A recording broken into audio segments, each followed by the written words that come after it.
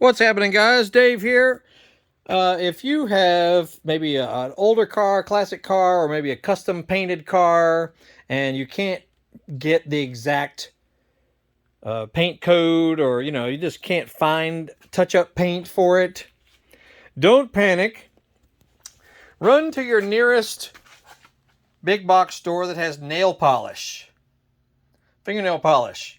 And bring in a photo, a nice brightly lit photo of your paint, and just go in and just start looking around the nail polish section.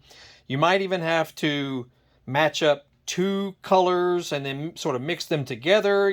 Put one layer on first and the other layer on second. You'll have to practice it, maybe do a test paint in an inconspicuous area.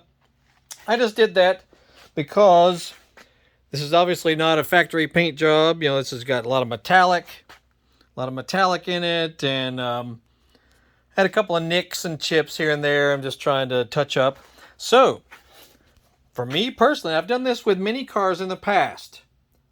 A couple of bottles of nail polish because I needed to put the right-hand one on first and the left-hand one on second. Or you can mix them together, however you want to do it. And these already have metallic flake in it, so it works out great. And if you notice, you can't see anything, but there used to be a chip right on the corner there. Close enough for me. It's hardly noticeable now. If I didn't tell you it was there, you wouldn't notice it. Used to be one right there.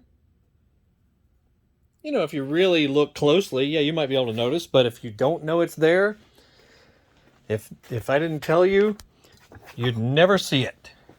And that's really all you're wanting. Back here we had one.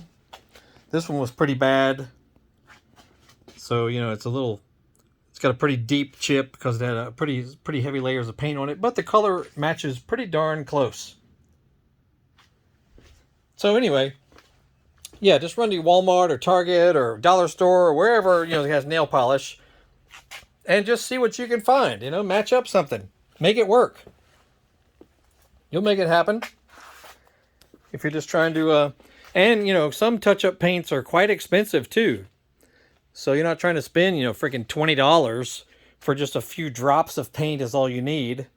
If yours is, not that bad. Anyway, had a few along this door.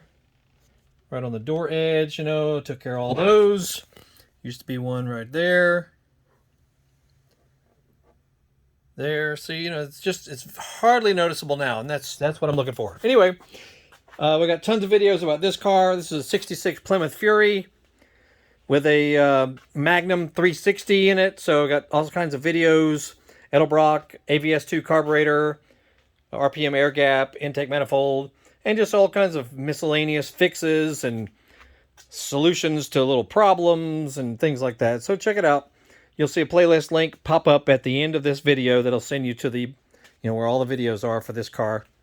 But we do other stuff as well, other cars, trucks, ATVs, scooters, Honda Goldwings, Harley Davidsons, Yamaha motocross bikes, YZ250, 250F, 450F, stuff. 1,600 plus videos on our channel, so check it out. There you go. Y'all have a great afternoon. We'll see you.